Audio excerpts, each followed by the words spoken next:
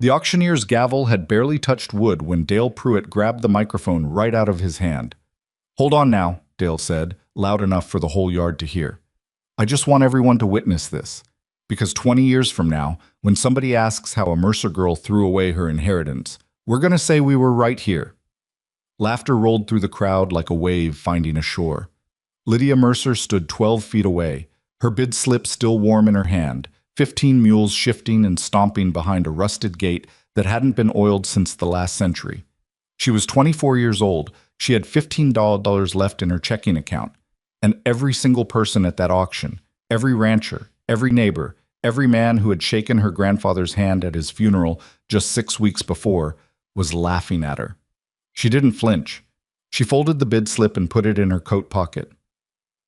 That was the moment everything began. If this story moves something in you, if you've ever been the person standing alone while everyone else laughed, subscribe to this channel right now and follow Lydia's story all the way to the end. Hit that like button and drop a comment telling me what city or country you're watching from. I want to see how far this story travels, because some stories, they deserve to go the distance. The Mercer farm had been dying for longer than Lydia had been alive. She knew that even before she drove the 300 miles from Asheville to claim it. She had heard it in her grandfather's voice every time he called her on Sunday evenings. That particular flatness that settles into old men who are watching something they built begin to come apart at the seams. Harlan Mercer never complained directly. That wasn't his way. He would talk about the fence line that needed mending, the creek road that washed out in April, the timber prices that had dropped again. He talked around the problem the way you talk around a tooth that hurts, circling it, acknowledging it, never quite touching the center. Lydia had meant to visit more. She had told herself that every autumn for 5 years. Then the call came on a Thursday morning in late October, and her Uncle Raymond's voice was flat and formal in a way she had never heard before. And she understood before he finished the sentence that Harlan was gone.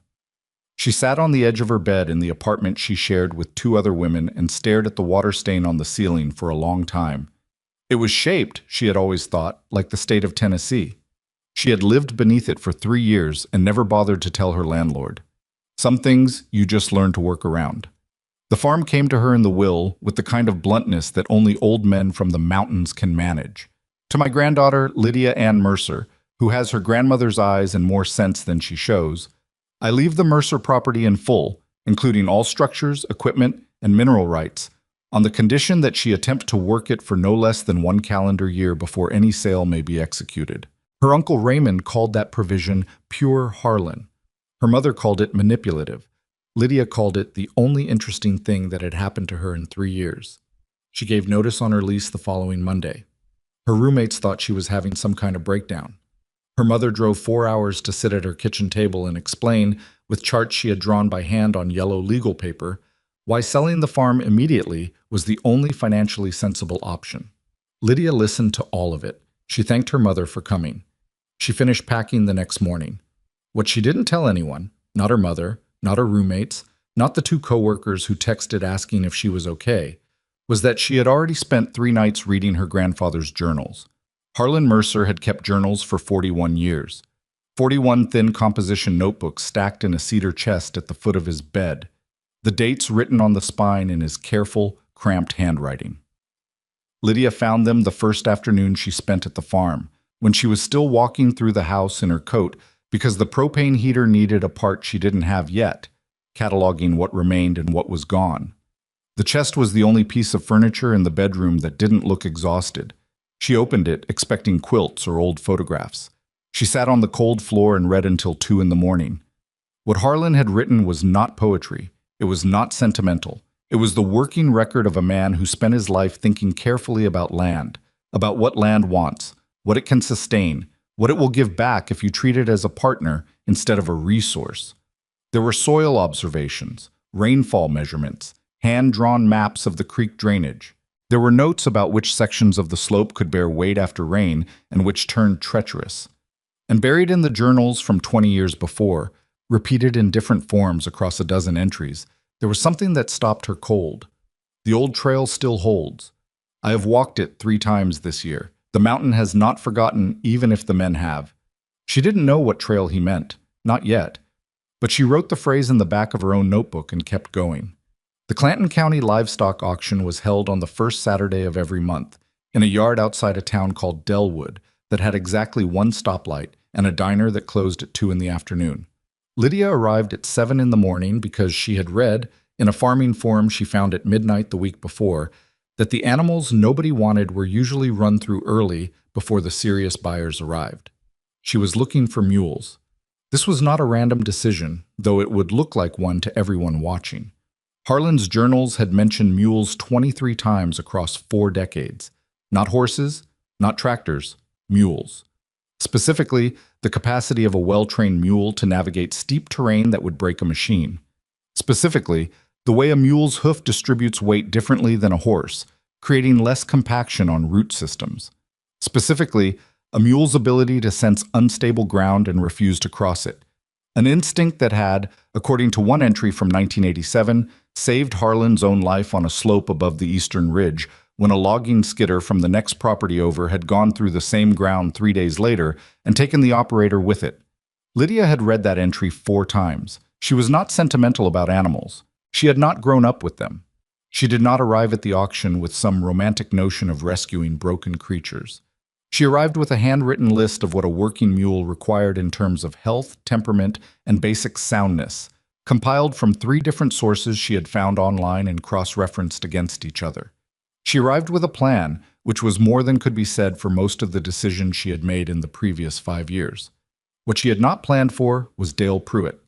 Dale Pruitt was 53 years old and owned the largest cattle operation in Clanton County. He was the kind of man who took up space intentionally, broad-shouldered, loud-laughed, the first one to a handshake and the last one to leave a room. He had been buying and selling livestock in that yard for 22 years. He knew the auctioneer by his first name and his first wife's first name, and the name of the dog the auctioneer had put down the previous spring. He was, in the social architecture of Delwood, load-bearing. He noticed Lydia because she was writing things down on a clipboard, and nobody at a livestock auction used a clipboard unless they were a vet or a fool. "You Harlan Mercer's girl?" he called across the yard. She looked up. "Granddaughter." Same difference. He walked over without being invited. "You looking to buy something?" "Yes."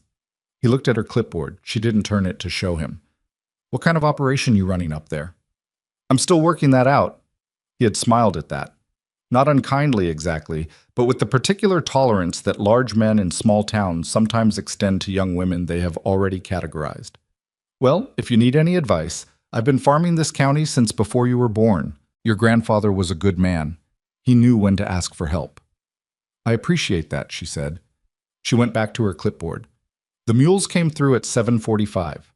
15 of them, run through as a single lot because the owner, a man from the next county who had inherited them from a dissolved logging operation and wanted them gone in one transaction, had priced them collectively at a number that made them, per animal, worth less than the feed it had taken to keep them alive through the summer. They were thin. Several had rough hooves that needed attention. One had a deep scar across its shoulder from an old harness wound. None of them were young. The auctioneer started the bidding at $250 for the lot and waited. Nobody moved. He dropped to 200. Lydia raised her hand. The yard went quiet in the particular way that yards go quiet when something unexpected happens. Not silent exactly, but focused. People stopped their side conversations. People turned. 200, the auctioneer said, and there was a question in his voice. No other hand went up. 200 going once. Hold on now. That was when Dale Pruitt took the microphone. He didn't ask permission. He didn't need to. The auctioneer handed it over the way you hand things to men who have the gravity of long tenure. And Dale turned to face the yard, and he said what he said about 20 years from now, and the Mercer girl throwing away her inheritance, and the laughter came. Lydia stood very still. One of the mules, the one with the scarred shoulder, turned its head and looked at her. Animals do this sometimes, and people who have spent time with them will tell you there is nothing behind it, no recognition, no communication. It is movement and coincidence. Lydia knew this. She still held the animal's gaze for 3 seconds before looking back at the auctioneer. "Is the bid closed?" she asked. He cleared his throat. 200 going once, twice. He looked at Dale. Dale shrugged with theatrical generosity, The gesture of a man who had already won the room. Sold. She paid in cash. 4 $50 bills she had kept separate from everything else in an envelope in her coat pocket. The change, all of it, stayed in her checking account, where it sat on top of nothing. The drive from Delwood to the Mercer property took 40 minutes on a good day and longer in November, when the road above the second ridge collected fog that didn't burn off until nearly noon. She had borrowed a trailer from her cousin without explaining why, and the 15 mules rode in the back with the shuffling, resigned patience of animals that had been loaded and unloaded enough times to understand that objection was useless. She didn't know what she was doing. She knew this clearly. She had read about mule logging. She had read Harlan's journals. She had studied the topography of the property using satellite maps and old survey documents she'd found folded inside the back cover of the third composition notebook. She had a theory, carefully built, cross-referenced, grounded in as much research as 3 weeks could produce. But a theory and a skill are not the same thing, and she had no illusions about which one she currently possessed. What she had, underneath the research and the careful planning and the 4 $50 bills, was a feeling she could not fully justify. The feeling that the mountain had been waiting. The feeling that Harlan's journals were not just records but instructions. The feeling that the phrase, "the old trail still holds," was not nostalgia but information. She unloaded the mules into the south pasture as the sun broke through the fog at 11:15. They moved out of the trailer and into the field with the cautious, suspicious attention of animals recalibrating to new ground. She stood at the fence and watched them. She had bought 15 animals she didn't know how to train, on land she didn't know how to work, with no money, no equipment, and no allies. The neighbor's truck slowed on the road above the property. She could see it without turning, the reflection in the old stock tank by the fence line. It slowed, idled for a moment, then moved on. She went inside and made coffee on the propane stove, which required 3 attempts, because the igniter was temperamental and she hadn't yet learned its particular rhythm. She sat at the kitchen table with Harlan's journal from 1998 open in front of her and a legal pad next to it, and she began to make a list of everything she needed to learn. It was a long list. She started at the top. The first week on the property had a quality she could only describe later, to people who asked, as vertical, meaning that everything felt like climbing. The farmhouse itself was sound, which was more than she had expected.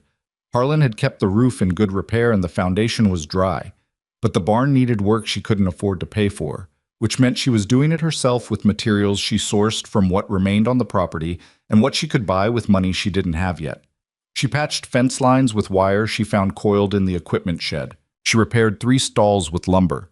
She pulled from a collapsed lean-to behind the barn, each board pried loose and re-nailed with the careful economy of someone for whom waste was not an option. The mules watched her work from the pasture with the detached interest that mules seem to bring to human activity, curious but unconvinced. She named them on the 3rd day. This was not sentiment, it was function.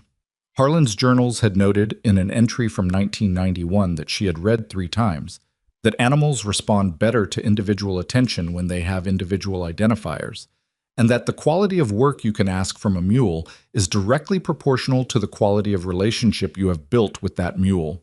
She needed to know which animal was which, quickly, so she could begin to understand their individual temperaments. She named them after places she had been, cities and towns and one river, because she couldn't think of anything better, and the list was already in her head. Knoxville, Roanoke, Bristol. The scarred one she named Trace, which was not a place but was close enough and felt right. Trace watched her the most steadily of all of them. She noticed this without making too much of it. On the 5th day, a truck came up the driveway. She was in the barn when she heard it, and she came out with a pry bar still in her hand because she hadn't known what else to do with it. The truck was old, older than her, and it parked at an angle that suggested the driver did not expect to stay long. The man who got out moved with the careful deliberateness of someone who has learned through long experience that hurrying causes injuries. He was perhaps 70, perhaps older. He had the kind of face that outdoor work produces over decades, not weathered in the romantic sense, but genuinely worn, the way tools get worn, with a quality of having been used honestly. He looked at the barn. He looked at the mules in the pasture. He looked at her. "You're Harlan's girl," he said. "Granddaughter." "Same to me." He squinted at the mules. "Those are the Kimball animals." I don't know who had them before. Carl Kimball. He ran timber up on Cutter Mountain for 30 years with those animals before his knees went, and his sons didn't want the operation. He was quiet for a moment. They know how to work. They've just been standing still so long they've forgotten they know. She looked at him. How do you know that? Because I trained half of them. He extended a hand. Silas Boone. I lived down on the Boone Creek Road. I knew your grandfather for 40 years. She shook his hand. It was like shaking something made of wood. He told me about you, Silas said. Said you had good instincts, but too much education getting in the way of them. She almost laughed. That sounds like him. He also said you'd come up here eventually, and you'd need help when you did. Silas looked at the barn again, assessing something she couldn't read. I'm not offering charity. I don't have time for that. But if you're serious about what I think you're trying to do, I can show you what I know. What do you think I'm trying to do? He looked at her then, directly, with the focused attention of someone deciding whether to say the true thing or the easy thing. He appeared to decide on the true thing. I think you're trying to bring back what your grandfather spent 40 years building and watching everyone forget, he said. I think you found something in those journals he left, and I think you're stubborn enough to try it. He paused. I also think you have no idea what you're in for. She was quiet for a moment. No, she said. I don't. He nodded, as if this was the right answer. Maybe it was. Come out to the pasture, he said. Let me show you how to read what those animals are telling you, because they've been telling you something for 5 days and you haven't been listening right. She set the pry bar against the fence post and followed him. Trace turned his head as they approached, and this time Silas noticed. That one, Silas said without being asked. That one is your lead animal. He's been waiting for you to figure that out. He looked at her. Some of them wait longer than they should. She wasn't sure if he was still talking about the mule. The sun was already moving toward the ridgeline. The November light had that particular quality of mountain afternoons, thin and angled and somehow both bright and cold at the same time. She stood at the fence beside a man she had met 20 minutes ago and looked at 15 animals that were going to either redeem her or ruin her, and she could not tell, in that moment, which way it was going to fall. Down on the county road, she could hear a truck going past at speed. She didn't look up to see whose it was. Silas came back the next morning before she had finished her first cup of coffee. She heard the truck on the gravel and looked out the kitchen window, and he was already walking toward the pasture, not toward the house, which told her something about how he operated. She pulled on her boots and her coat and came out with the coffee still in her hand because she wasn't going to waste it.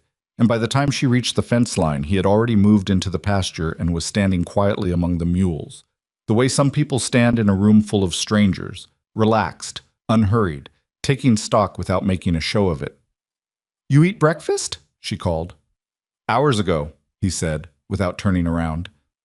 She climbed the fence and came to stand beside him. The mules had arranged themselves in the loose, informal hierarchy that animals establish when they've been together long enough. Trace at the near edge, 3 others close behind him, the rest spread further back. Silas was watching this arrangement the way a man reads a map. First thing, he said, forget everything you read. She started to say something. I don't mean throw it away, he said, before she could. I mean set it down, put it somewhere you can pick it up later. Right now you're watching these animals through a layer of information, and that layer is getting in your way. He looked at her sideways. Can you do that? I can try. Trying isn't doing. Then yes, she said. I can do that. He almost smiled, not quite. What Silas taught her in those first days was not technique. Technique came later, and it came hard, and she was bad at it for longer than she wanted to admit. What he taught her first was attention, the particular, patient, nearly meditative quality of attention that working with large animals requires. The ability to be present without being urgent. The ability to notice without reacting. She had thought of herself as an observant person. She discovered, standing in the pasture with Silas Boone for 3 hours on a cold November morning, that she had been observing the surface of things her entire life. Watch Trace, Silas said. She watched. What do you see? He's looking at the tree line. What else? She looked more carefully. His left ear is back. Both ears just slightly, and his weight has shifted to his hindquarters. Silas was quiet for a moment.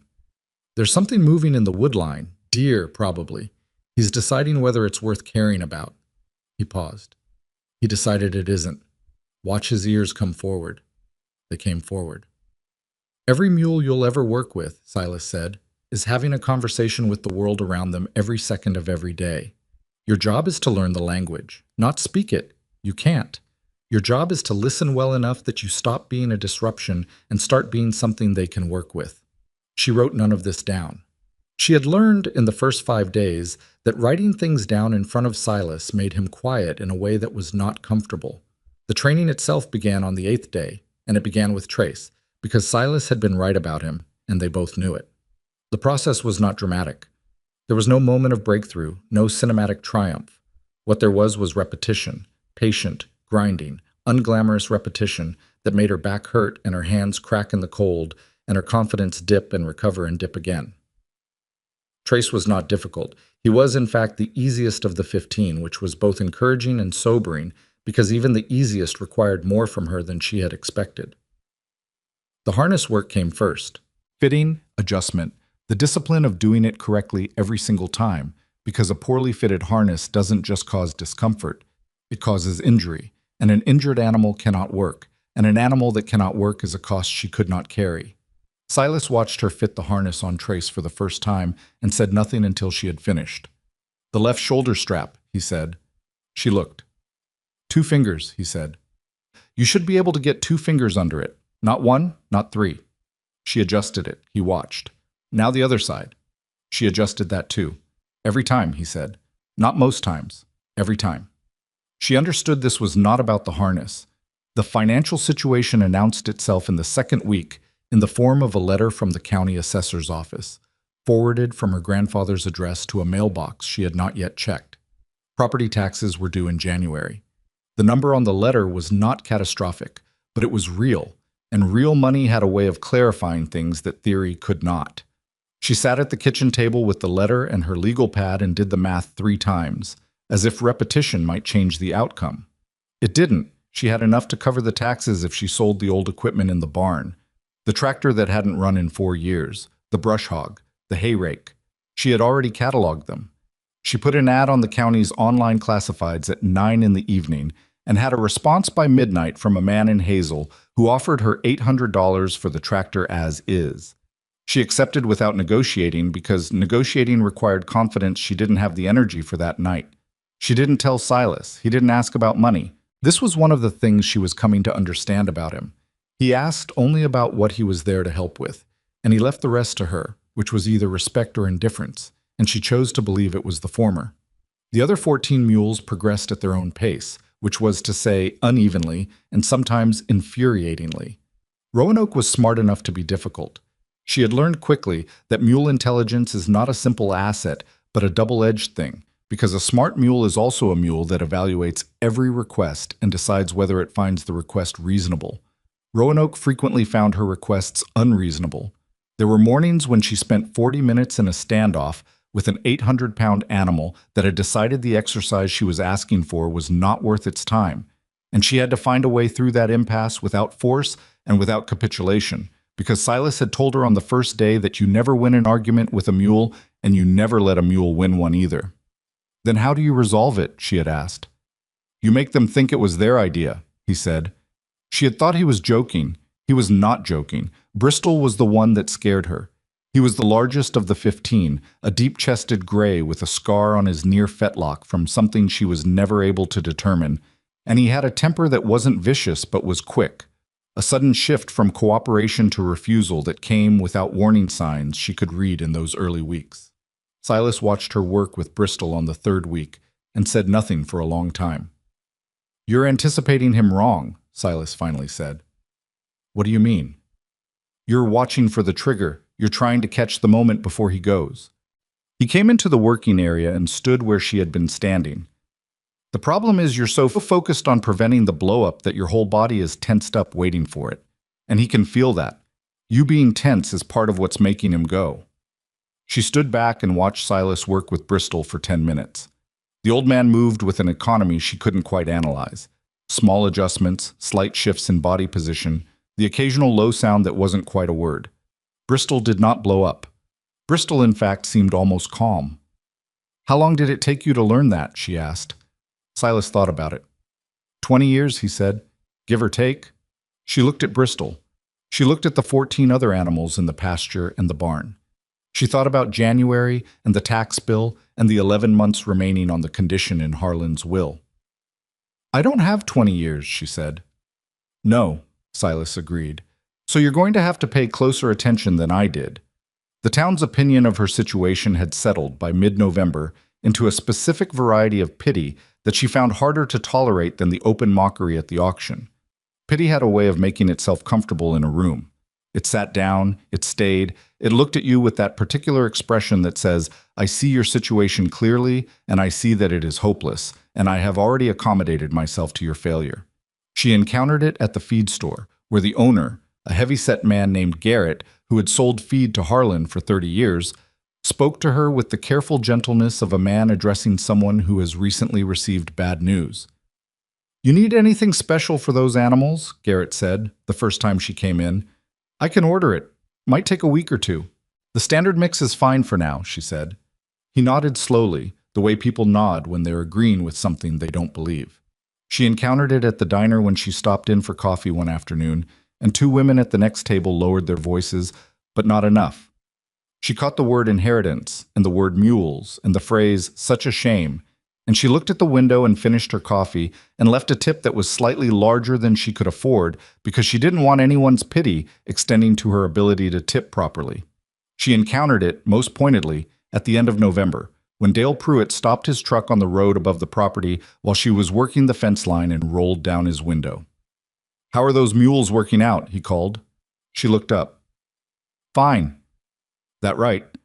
He didn't phrase it as a question. He looked at the pasture where 4 of the animals were visible. Winter's going to be hard up here this year. They're saying heavy snow by January. I know. If you find yourself needing to unload them, he said, I can maybe help you move them, as a favor to Harlan. She set down the wire stretcher she was holding. I appreciate that, she said, but I won't need to unload them. He looked at her for a moment with an expression she couldn't quite classify, something between amusement and genuine curiosity, as if he was still deciding which category she belonged in. All right, he said, offer stands. He rolled up his window and drove on. She picked up the wire stretcher and went back to the fence. The first real snow came on December 2nd, earlier than forecast, and it came hard, 6 inches overnight that turned the road into a guessing game and the pasture into a different country. She was up at 4:30 because the barn thermometer had a way of waking her even when she was asleep, some animal instinct she had developed without noticing, and she checked the animals and broke the ice on the water tank and forked fresh hay into the stalls where she had moved the 3 youngest mules for the night. Silas arrived at 7, which was later than usual. Road's bad, he said. I know. I called the county about the salt truck. He looked at her. You called the county? 3rd time this week. Something shifted in his expression. Not quite approval, more like a recalibration. Your grandfather used to do that, he said. Call the county. Did it work? Not usually. He walked toward the barn. But it didn't stop him either. December was when the work became real in a way that the previous weeks, for all their difficulty, had not quite been. November had been learning. December was the beginning of application, moving from the controlled exercises in the pasture to the actual work of navigating timber terrain with animals that were strong enough to do the job but not yet experienced enough, under her direction, to do it consistently. Silas had identified a section of the east slope where 3 mature white oaks had come down in a September storm, not the valuable timber she eventually intended to harvest, but enough to be useful for practice, to give her and the animals something real to pull against. The first attempt was a failure that would have been funny if she'd had any margin for failure. Trace was harnessed correctly. The rigging was, she thought, correct. The log was a manageable size. She had walked the pull line twice. She had everything, on paper, right. She gave the signal she and Trace had practiced for 2 weeks. Trace moved. The rigging tightened. The log shifted, moved perhaps 2 feet, and then the lead chain caught on a buried root she hadn't seen, and the jolt traveled back up the line with a speed that surprised her, and Trace responded to the unexpected resistance by stopping so abruptly that Lydia, who had been walking beside him, stumbled and went down on one knee in the snow. She stayed there for a moment, knee in the wet snow, and breathed. Trace turned his head and looked at her. Silas, standing 12 feet back, said nothing. She stood up. She assessed the rigging. She found the route. She dug it out with the mattock she had started carrying for exactly this kind of problem, because Harlan's journals had mentioned buried roots 17 times, and she had put it down as theoretical and discovered it was practical. She reset the chain. She gave the signal again. Trace moved. The log came free. It moved 8 feet before she called the stop. It was 8 feet. It was not a victory. It was data. Again, Silas said. She reset. They pulled again and again. By the end of the afternoon, they had moved the log 40 yards down the slope to a flat staging area she had cleared the week before, and the sky was going gray and her knee was bruised, and Trace was breathing hard and she was breathing harder. Silas walked the length of the pole and looked at the log where it had come to rest. "What did you do wrong?" he asked. She thought about it honestly. "The first setup. I didn't walk far enough off the line when I was looking for obstructions." "What else?" "My signal timing on the third pull. I was a half-second late." "What else?" She thought harder. "I praised him too much after the second pull. He started anticipating the stop." Silas was quiet for a moment. "That last one most people don't see until the third year," he said. It was the closest he had come to a compliment, and she registered it without making a show of it, because she had learned that making a show of his compliments was a good way to stop receiving them. January brought the taxes and a cold that settled into the hollow where the farmhouse sat like something with intention. The tractor money covered the tax bill with a remainder that she budgeted to the last dollar. She had taken on a small side job, bookkeeping for a hardware store in Delwood, 3 hours on Tuesday mornings, $40 a session, which she had told no one about because she didn't want it to become another data point in the county's ongoing assessment of her failure. She drove into town early, parked behind the hardware store, did the work, drove back. It was unglamorous. It was necessary. She was not above necessary. Silas knew about the bookkeeping. She hadn't told him. He had the particular county-born intelligence that processes local information without appearing to seek it, and one Tuesday he showed up at the farm at noon instead of 8:30 and said only, "Had an errand." And she understood he had adjusted his schedule around hers without being asked and without acknowledging it, and she decided that Silas Boone was, under the layers of quiet and the worn-down exterior, one of the more decent people she had ever met. By mid-January, she had 6 of the 15 mules working to a standard she was beginning to trust. Not a high standard, she was honest enough to know that, but a working standard. A standard where she could take Trace or Roanoke or Bristol or any of 3 others onto actual terrain and expect them to respond correctly more often than not, and where the failures were informative rather than dangerous. The East Slope timber became the training ground, and what she learned on those slopes in January rearranged something fundamental in the way she thought about the property. The terrain was steep, steeper than she had understood from the maps, the kind of steep where every step requires its own decision. A skidder or a dozer would chew it to pieces.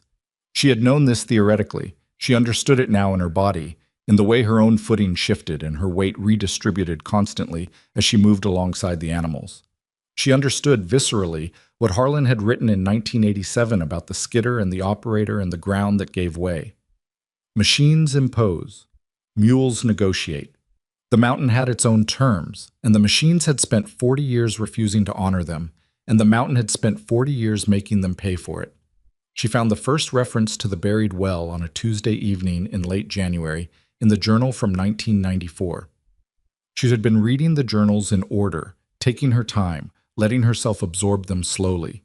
She had reached the mid-90s journals, which were denser than the earlier ones. Harlan had written more in those years, longer entries, more discursive, as if he was working something out.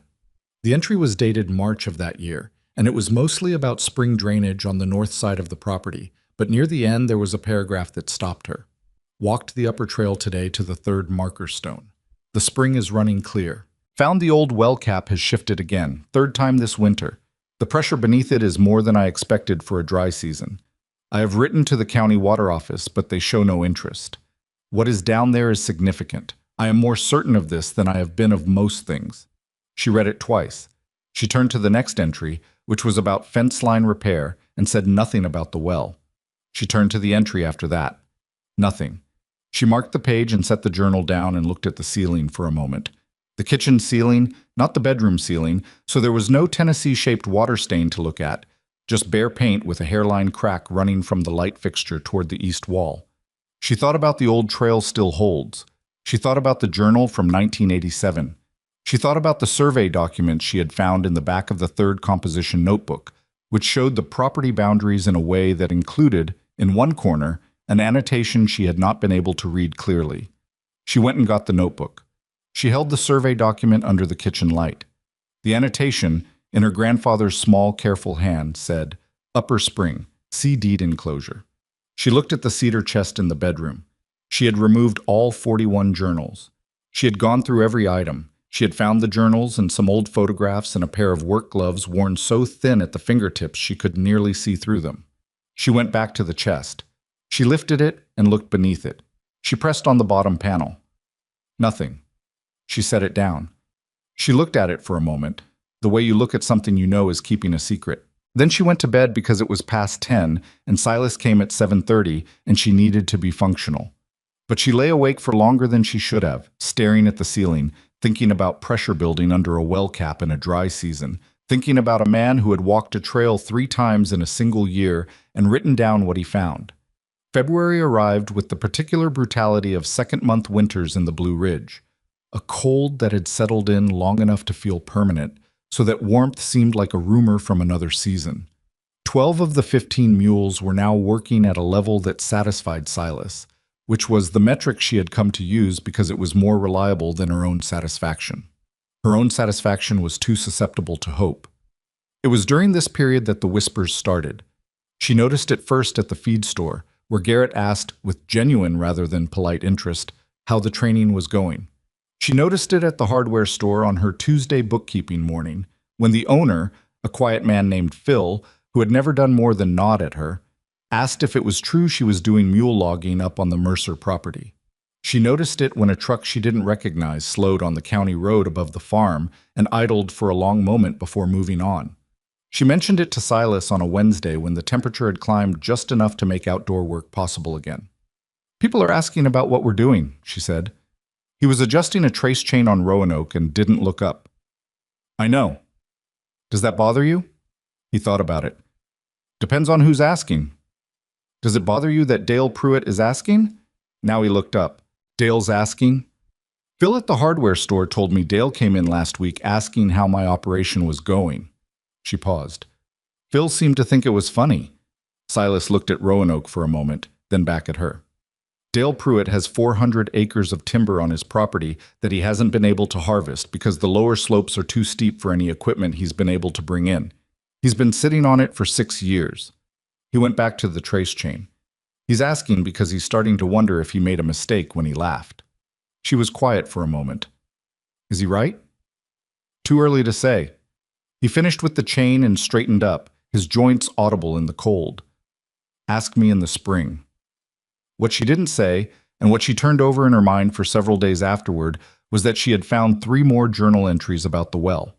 One from 1996, one from 1999, and one from 2003. Each of them mentioned the upper trail. Each of them mentioned the stone markers. And the entry from 2003, the one that sat at the front of her mind and wouldn't be shifted, said something that she hadn't been able to fully interpret but couldn't stop reading. The water office sent a man out finally. He walked the upper trail with me and looked at the well and said, "It was outside their jurisdiction. I told him what I believe is down there. He was polite. He did not believe me. I have been wrong about many things in my life, but I do not believe I am wrong about this. I have written it in the deed enclosure because some things should not depend on a man's memory alone." The deed enclosure. She had been back to the cedar chest twice more. She had measured the interior depth against the exterior height. There was a difference of 3.5 inches that she had initially attributed to the thickness of the wood. She measured again, more carefully. The base of the chest was solid hardwood, old growth, at least 1.5 inches thick, far thicker than a functional base required. She got a flathead screwdriver. She worked the edge of the bottom panel carefully, not wanting to damage it. It took 20 minutes, and she stripped the head of one screw and had to get pliers. And when the panel finally lifted, it did so with a sound that was almost, not quite, but almost, like a held breath releasing. Beneath it was a piece of oilcloth, folded and sealed with old wax, and beneath the oilcloth was an envelope. She sat on the floor of the bedroom for a long moment with the envelope in her hands. It was addressed, in Harlan's handwriting, to the one who stays. She opened it carefully, because it was the only copy of whatever was inside, and because some things deserve care even when you are badly wanting to rush. Inside was a document, several pages, folded together. Legal language at the top, old notary stamps. And with it, a single sheet in Harlan's hand, not formal, not a journal entry, just a letter. The kind of letter you write when you have decided to trust someone you cannot yet see. She read it through once, quickly, because she couldn't help herself. Then she sat very still for a while. Then she read it again, slowly, the way you read something that is changing the dimensions of the room around you. Outside, one of the mules, she thought it was Trace from the sound, moved in the barn, a slow shifting of weight, the particular sound of a large animal settling into its own patience. The wind was up tonight. The ridge above the property caught it and turned it into something that sounded, if you were tired enough, almost like language. She folded the document carefully, put it back in the envelope, and sat for a long time thinking about a man she had not visited enough and a mountain that had been keeping its account. In the morning she would tell Silas. He would need to know, because what she had read changed the calculus of everything they were building, changed the reason behind the careful work on the slopes and the patient hours in the pasture, and the Tuesday mornings at the hardware store bookkeeping for $40 a session. It changed the shape of the year ahead. But the morning was still hours away. The envelope was in her hands. The barn was settling. She sat with it a while longer. She told Silas the next morning. She waited until they had finished the first session with the animals. An hour of groundwork on the east slope that had gone well enough. Bristol cooperating with a steadiness that still surprised her. And then she asked him to come inside. He looked at her face and came without asking why, which was how she knew he had already understood that something had shifted. She put the envelope on the kitchen table between them. He looked at it for a moment without touching it. Then he looked at her. "Harlan's?" he said. "Hidden in the base of the cedar chest. There's a false bottom." He was quiet. Outside, the wind moved through the bare trees on the south slope with a sound like something being dragged slowly across a wood floor. "Did you know about it?" she asked. She kept her voice neutral because she genuinely didn't know what she wanted the answer to be. Silas picked up the envelope. He turned it over. He read the front, the one who stays, and something moved across his face that she couldn't fully read, something that was grief and recognition in the same expression. He set it back down without opening it. "I knew he was keeping something," Silas said. "He told me once, maybe 10 years ago, that he had written down the important things and put them where only the right person would find them." He looked at the envelope. "I figured it was a will. Raymond talked about the will for years." "It's not the will," she said. "It's a deed amendment and a letter." He waited. "The upper trail," she said, "the one he mentions in the journals. It runs to a section of the property that was separated from the main deed in 1962 by a boundary error, a surveying mistake. 12 acres on the upper ridge, including the spring and whatever is under it." She paused. "Harlan discovered the error in 1991. He hired an attorney in Asheville and had it corrected and recorded. But he never filed the correction with the county assessor. He left it in the envelope instead." Silas was looking at her steadily. "Why would he do that?"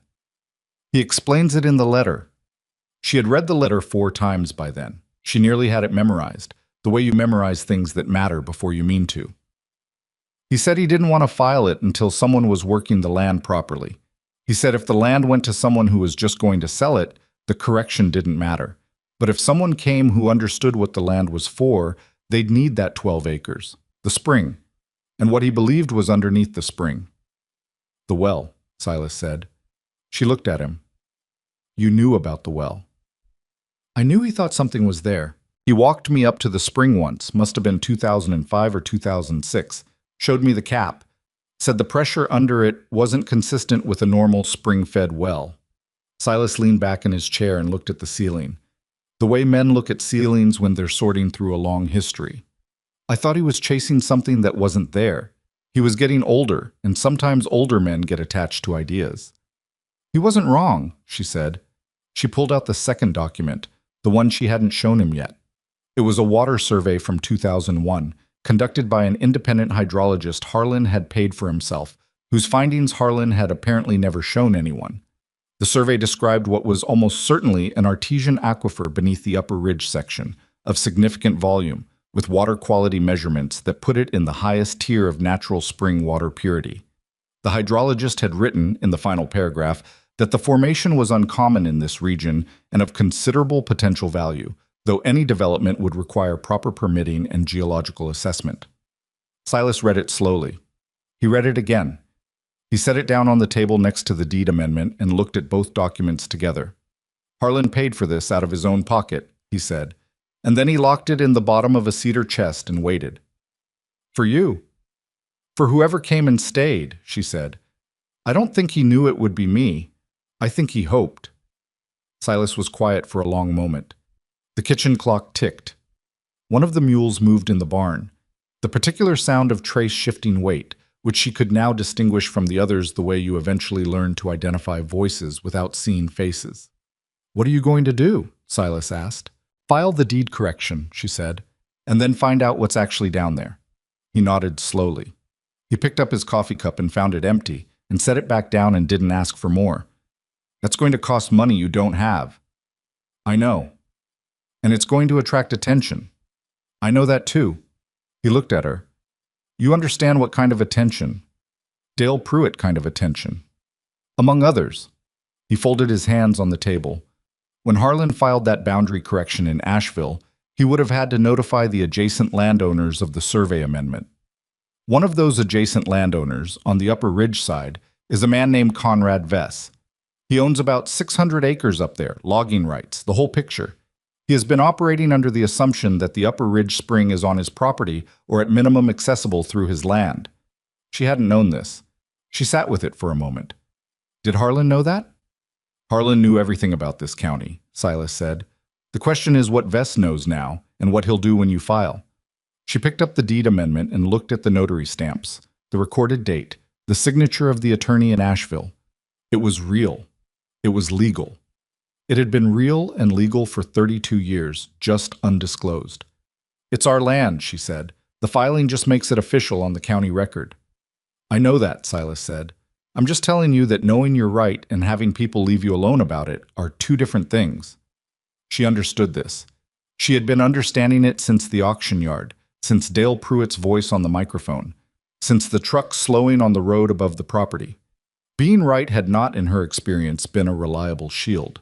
But she also understood something else, sitting in that kitchen with the envelope and the documents spread on the table between her and Silas Boone, something that she hadn't been able to name clearly until this moment. The work she had done in the previous 3 months, the harness fitting and the rigging and the January cold and the $40 Tuesday mornings and the 16 hours in the cedar chest journals, all of it had been building towards something she couldn't yet see clearly. Harlan had seen it. He had been patient enough to wait for the right person. She was not going to be less patient than a man who had waited 32 years. File the deed, Silas said. He said it like he was closing a door.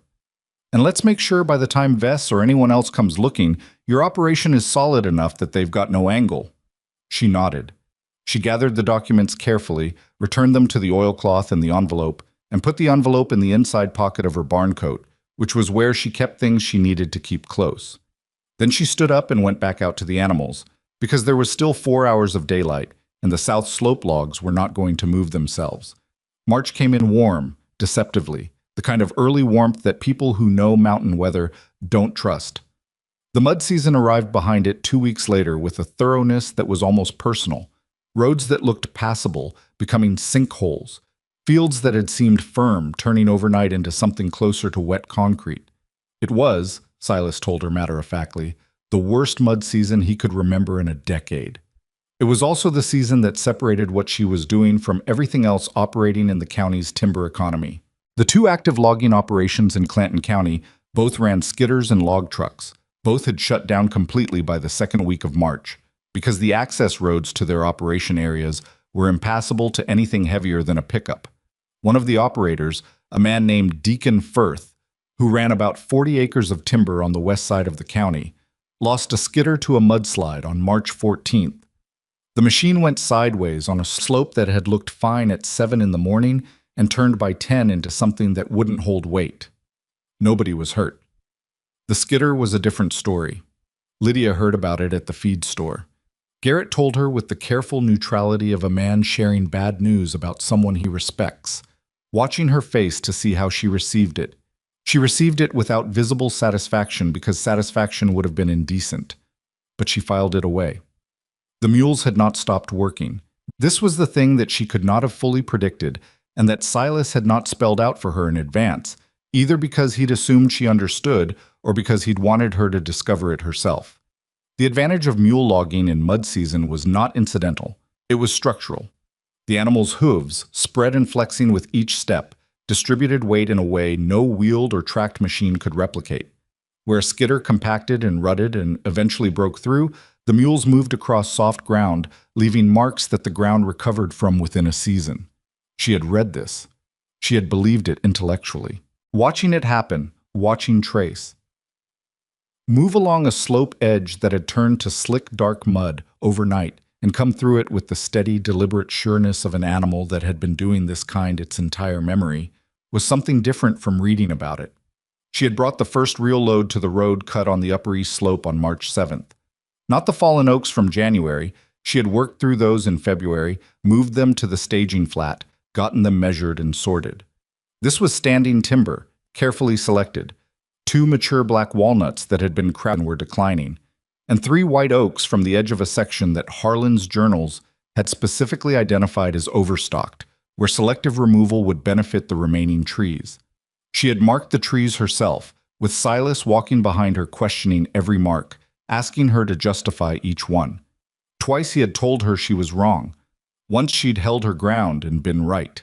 The second time she'd reconsidered and changed her mark. The logs came down in 3 hauls over 2 days. Trace and Roanoke working the steepest section, Bristol and 2 of the other larger animals, handling the lower slope where the ground was softer and the pull angles were more forgiving. She had expected it to take 3 days. It took 2. She had expected at least one significant problem. There were 4 small ones, and she worked through all of them without losing a day. The logs sat at the road staging area, and she took photographs and sent them to 3 specialty mills she had identified through research the previous winter. Not commodity mills, but the kind of operations that dealt in high-grade hardwood for furniture makers and instrument builders and architectural millwork. She had written to them in January, carefully, explaining what she was doing and why the timber she intended to produce would be different. 2 had not responded. 1, a mill called Heartwood, operating out of a small town in southwestern Virginia, had sent a brief reply saying they would be interested to see samples when she had them. She called Heartwood on March 9th. The man who answered was named Eugene Greer, and he had the voice of someone who had been dealing in wood long enough that he heard fraud and inflated claims so regularly that his default position was a polite, practiced skepticism that you had to earn your way through. "I got your letter," he said, "and I've gotten letters like yours before, so I want to be straight with you. The market for high-grade selective harvest hardwood is real, but small. Most people who claim to be doing it aren't doing it in any way that produces material that's meaningfully different from standard stock." "I know," she said. A brief pause. "You know." "I know because I've read enough about the industry to understand that the differentiation only matters at the log level if the selection process is genuinely different. I've marked timber on a property that hasn't been logged in 40 years, following a selective protocol based on my grandfather's management records from 4 decades of observations. The black I'm sending you samples from was growing in a stand that hasn't seen machinery since 1979. The growth rings are going to tell you something the certificate of origin alone can't." Another pause, longer this time. "Send me the samples," Greer said, "and include your ring count documentation if you have it." She had it. Silas had taught her to core sample in late January, something she had initially thought was excessive and had come to understand was essential. She sent the samples on March 12th. She waited. She kept working. The deed filing happened the last week of March, handled through the attorney in Asheville, the daughter of the man Harlan had originally used, operating from the same office, who had found the original records in her father's archived files, and who seemed, when Lydia called her, to have been expecting this call for some years. Her name was Patricia Oakes, and she was methodical and clear and charged a fair rate. And she told Lydia that the filing would take approximately 2 weeks to process through the county and that adjacent landowners would be notified as a matter of procedure. Conrad Vess, Lydia said. He's the one I'm concerned about. I know who Conrad Vess is, Patricia said. My father dealt with him twice. He's not pleasant, but he's not stupid. He'll have a lawyer look at the documentation before he does anything, and the documentation is solid. Your grandfather was thorough. He was, Lydia said. The notification goes out when the filing is recorded. After that, it's a matter of waiting to see how he responds. She paused. If he responds badly, we'll deal with it. The record is clean. Lydia thanked her and hung up and sat in the truck in the parking lot of the county clerk's office for a few minutes, watching people come and go through the glass door. An older woman with a rolling cart. A young man in work clothes who held the door for her without being asked. Ordinary Tuesday behavior in a small county seat, completely indifferent to the fact that a 32-year-old document was about to be officially recognized and a 12-acre question was about to get its answer. She drove back to the farm. Eugene Greer called on April 4th. She was in the barn when her phone rang, adjusting the hitch on a new set of traces she had ordered in February and just received, and she answered without looking at the number because she was expecting Silas. Miss Mercer. Greer's voice was different from the first call. The skepticism was still there. It was structural in him, she was beginning to understand, more feature than bug. But beneath it was something else, something that sounded like a man recalibrating. Mr. Greer, I had my mill manager look at your samples, and then I looked at them myself. He was quiet for a moment, and she had the impression of a man choosing words carefully. The walnut rings are exceptional. 62 years of growth on a slope that apparently has never seen compaction, which is what you said and which the wood confirms. The grain consistency is, it's not common. I've been buying timber for 27 years, and the grain consistency in your sample is not common. She was very still. What are you currently sitting on? He asked. In terms of inventory. 2 black walnuts and 3 white oaks, staged and ready. Plus I have marked selections in 3 additional sections that I can harvest over the next 4 to 6 weeks. What volume are we talking for the marked selections? She had the numbers in her notebook. She gave them to him. He was quiet long enough that she checked the call was still connected. I want to come see the operation, he said. Before we talk price, I want to see how you're working the slope and what you're leaving behind. When? 2 weeks. I can be there April 18th. All right, she said. And Miss Mercer. He paused again, in that particular way that meant the next sentence was the important one. If what I see matches what these samples are telling me, I'm going to want to talk about a long-term arrangement, not spot purchases, an arrangement. She said she understood. She thanked him and ended the call. She stood in the barn with the phone in her hand and the unfinished hitch on the workbench and the smell of hay and animals around her, and she allowed herself, for approximately 30 seconds, to feel the specific relief of a person who has been holding something very heavy for a long time and has just been told they might be able to set it down. Then she picked up the hitch and went back to work. She did not tell Silas about the call immediately. She held it for a day, the way you hold things you don't fully trust yet, turning it over, looking for the places where it might give way. Then she told him on the second morning, over coffee, the way she had told him about the deed documents. He listened without interrupting. He finished his coffee. He set the cup down. 27 years, he said. That's what he said. A man who's been buying timber for 27 years doesn't say grain consistency is not common unless he means it. Silas turned his cup in his hands, something she had noticed he did when he was thinking. What did you tell him about the operation? What we're doing, the selective marking, the mule haul, the no machinery protocol on the sensitive slopes. Did he ask about it or did you offer it? He asked. Silas nodded. He asked because he knows the wood doesn't come out that way unless the operation is right. He's dealt with people who claim to be doing selective work and found out they weren't. He looked at her. You need to be ready for him to look hard. I want him to look hard. Silas studied her for a moment.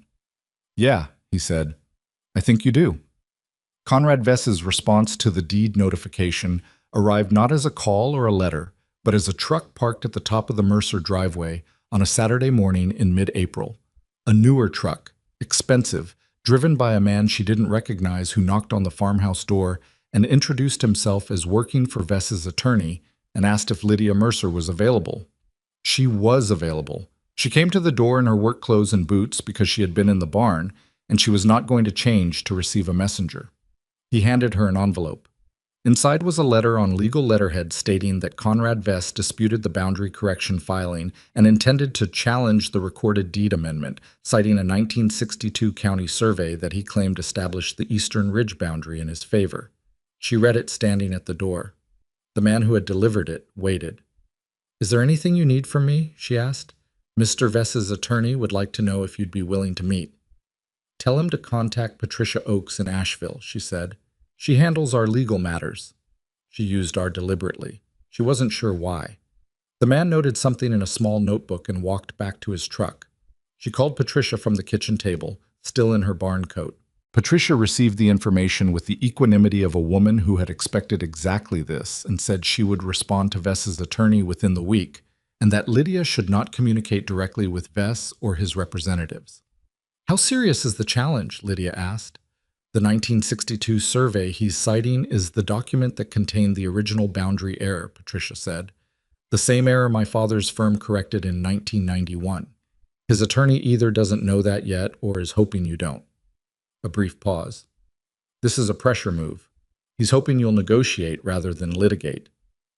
"I'm not negotiating the boundary." "I didn't think you would be," Patricia said. "I'll draft the response." Eugene Greer arrived on April 18th in a truck that had seen significant use and wore it honestly, which she took as a good sign about the man. He was older than she had expected from his voice, mid-60s, compact, with the kind of permanent squint that outdoor work produces over decades. He shook her hand without preamble and looked at the pasture where 5 of the mules were visible and said nothing for a moment. "Those are good animals," he said. "They've had time to figure themselves out." He looked at her. "How many people told you this was a bad idea?" "Most of them." He turned back to the pasture. "Show me the slope." She walked him up the east side along the cut she had opened in late February and extended through March. She showed him the haul lines, the staging flat, the marked trees in the adjacent section. She showed him the root structure on the soil where the mules had worked, versus a section 30 yards over where a neighbor's fence crew had brought in a small dozer 2 years before. The difference in compaction was visible, measurable, and Greer crouched down and pressed the soil with 2 fingers and looked at it the way you look at something that confirms what you already suspected. She showed him the marked selections, the overstocked sections, the declining trees, the careful isolation of the old growth that she was not taking and did not intend to take. "Who marked these?" he asked. "I did. Silas Boone walked with me." "Silas Boone is still working? You know him?" "By reputation. He trained mules for the Kimball operation for about 15 years. Greer stood and looked up the slope toward the ridge. "If Silas Boone walked these marks with you, that tells me something." He looked at the operation for 2 hours. He asked questions that were specific and practical and occasionally difficult, and she answered what she knew and said plainly when she didn't know, which happened twice, and she watched him receive her uncertainty without marking it against her. I was a man who had been lied to enough times that honesty, when it appeared, was identifiable. They went back down to the farmhouse. She made coffee. They sat at the kitchen table, the same table where she had read Harlan's journals, where she had opened the envelope, where she had told Silas about Eugene Greer, and Greer put both hands around his coffee cup and looked at the table for a moment. "I want to buy what you have staged," he said, "and I want a first-right agreement on your next 4 harvests at pricing tied to ring count and grain grade, which we'll set together." He named a price for the staged timber that was nearly double what she had calculated as optimistic. She kept her face still. "The ring count and grain grade protocol," she said. "I'd want that in writing, with the grading criteria defined before we sign, not after." He looked at her. "You've thought about this." "I've had time." "Who taught you to negotiate?" "Nobody," she said. "I just know what I don't want to agree to by accident." He almost smiled. The almost was enough. "All right," he said. "Patricia Oakes, you said?" "Patricia Oakes." He wrote the name down and drank his coffee. She watched him look out the kitchen window at the pasture where Trace had come to the fence line and was standing with his head up, watching the house with the steady, unhurried attention that she had come to recognize as his natural state, alert to everything, reactive to nothing. That's your lead animal, Greer said. Ed? Yes. He knows he is. He always did, she said. It just took me a while to catch up. Greer left at 2 in the afternoon. She stood in the driveway and watched his truck move down the road and out of sight. Then she went into the barn and stood for a moment in the dim, hay-smelling quiet and let the full weight of the previous 5 months sit in her chest the way heavy things sit, not comfortably, not painlessly, but solidly, proof of weight, evidence of real. She had an agreement in principle with a premium mill. She had a deed filing that established 12 acres Vess was going to fight her for.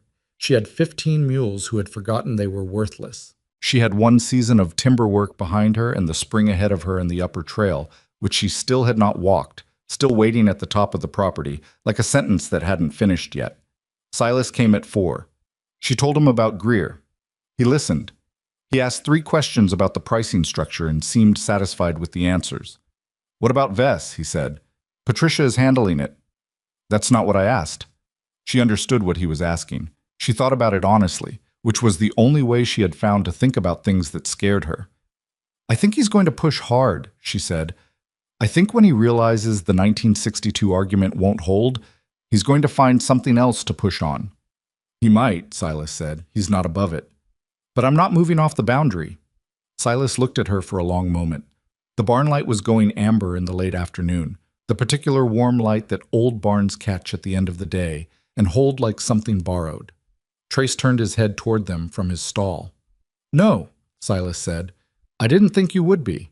He said it the way he said the things that mattered, plain, without adornment, without performing the emotion underneath it. She had learned to hear what was in the plainness. Outside, the last light was leaving the upper ridge, going fast the way spring light goes. And somewhere above the tree line, the old trail ran through the stone markers to a well cap that had been holding pressure for 32 years. And she thought about Harlan walking it 3 times in a single year, counting what he found, writing it down in a composition notebook, waiting. She thought about patience, about what it cost and what it was worth, and how those 2 numbers were rarely the same. She fed the mules. She locked the barn. She went inside. Patricia Oakes called on a Thursday morning in late April, and Lydia knew from the first syllable that it was not routine. Vess's attorney filed a motion to delay the deed recording, Patricia said. They're arguing procedural defect in the 1991 correction, claiming the notarization was improperly witnessed. Lydia was standing at the barn door with her coffee. The morning was cool and clear, and the kind of April morning that made you believe in the possibility of things, which made the call feel worse by contrast. Is the notarization improperly witnessed? No, I've pulled the original filing. The notarization is clean. But the motion buys them 60 days while the county reviews it, and 60 days is 60 days. Patricia paused. There's something else. Vess has made an offer. What kind of offer? He wants to purchase the upper 12 acres outright. He's offering market rate plus 20%. Lydia set her coffee on the fence post. Tell me the number. Patricia told her the number. It was not a small number. It was the kind of number that 4 months ago, standing at a livestock auction with 4 $50 bills in her pocket, would have seemed like a different country entirely. It was the kind of number that solved problems. The bookkeeping Tuesdays, the tax bills, the equipment she didn't have, the second winter she was going to need to prepare for. It was a real number in a way that made her aware, suddenly and uncomfortably, of how provisional everything she'd built still was. He knows about the aquifer survey, she said. He must, Patricia said. The premium he's offering doesn't make sense otherwise. She picked her coffee back up. It had gone cold. What's the deadline on the offer? 2 weeks? And if I don't accept? He proceeds with the procedural challenge and likely files a separate adverse possession claim based on his historical access to the spring. Patricia's voice was careful and professional, which was another way of saying the news was worse than she was making it sound. The adverse possession argument is weaker than the boundary challenge. He'd have to demonstrate continuous, open, hostile use for over 20 years, and your grandfather's journals likely contradict that. But it would take time to defeat, and time costs money. Lydia understood the architecture of it. She understood it the way you understand something that has been designed specifically for you, something someone has built with your particular constraints in mind. Vess had looked at her situation. Young, undercapitalized, operating on a year-long deadline in a will condition, and he had built a pressure system calibrated to those exact dimensions. 2 weeks, a number large enough to be tempting, legal friction expensive enough to make refusal painful. It was well constructed. She could see that clearly, and seeing it clearly didn't make it easier. She told Silas that afternoon. He listened without any visible reaction, which was how he listened to things that made him angry. She had learned this about him, that his stillness was not indifference but a kind of discipline, the same discipline he brought to working with difficult animals, the refusal to let emotion drive the response. "What are you thinking?" he asked when she'd finished. "I'm thinking he wants it badly enough to pay 20% over market and run a 60-day delay play at the same time, which means he's not patient. He's trying to make me feel the clock." "You feel it?" She thought about being honest. "Yes." Silas nodded. "That's not a weakness. That's just having a real situation." He was quiet for a moment. "What does Greer's agreement look like if you lose the upper 12? She had already done this math, twice. The way you check math, you don't want to believe. "The stage timber we have is fine. The first right agreement covers 3 sections on the east and south slopes. But the upper ridge section, the one I haven't harvested yet, is inside the disputed 12 acres. That's the oldest growth on the property. That's where the grain Greer's excited about comes from. So losing the 12 means losing your best timber relationship. Long term? Yes." Silas looked at the ridge line. The upper trail was up there, somewhere above the tree line, marked by stones she still hadn't seen for herself. "What did Harlan say about it?" "In the letter." She had been expecting this question. She went inside and got the envelope and brought it out to the fence where Silas was standing, and she read him the relevant section of Harlan's letter. Not all of it, because some of it was private in a way she hadn't yet resolved, but the part about the 12 acres. "I spent 30 years watching men take from this mountain what they could reach easily and leave behind what required patience. The upper ridge is what it is because nobody had reason enough to be careful with it. That is a strange kind of protection, being saved by your own inaccessibility. I want whoever comes here to understand that the value of the upper section is not only in what it holds underground, it is in what it has been allowed to become above it. Do not trade that for a short answer to a money problem." She folded the letter and put it back. She didn't look at Silas. "Short answer to a money problem," Silas said. "Yes." He was quiet.